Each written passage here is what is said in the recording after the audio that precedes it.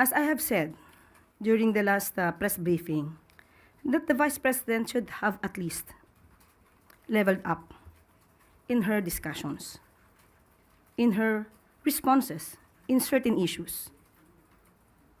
But it seems that she never heard anything in regard to that, or she just refuses to listen. Hindi siya nag-level up. Mas parang bumaba pa.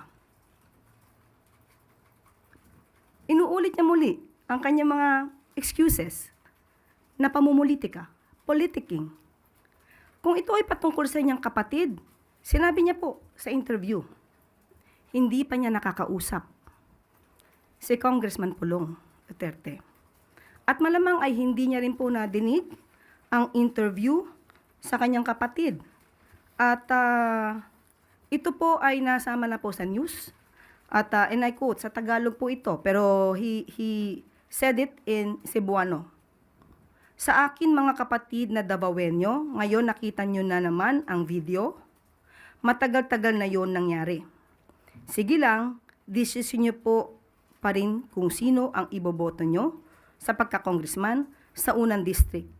Di ako makikialam sa Ani Duterte sa wikang Cebuano. Cited po ito sa isang news article ng Abante.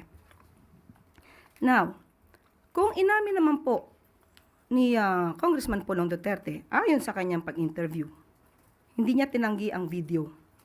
Papaano ipapahid ng Vice Presidente ang ginawang ito ng kanyang kapatid sa Pangulo at sa administrasyon? Nabanggit dito na ang pag-hire, pagkuha ng ibang mga kababaihan for their own satisfaction, ang sandaling kaligayahan, bakit ito ibibintang sa Pangulo? Hindi ba dapat sagutin na lamang nila kung ano ang complaint? Definitely, Congressman Pulong Duterte is a public servant. He should know his obligations. He should know the laws. He should know what good traits of a leader should be.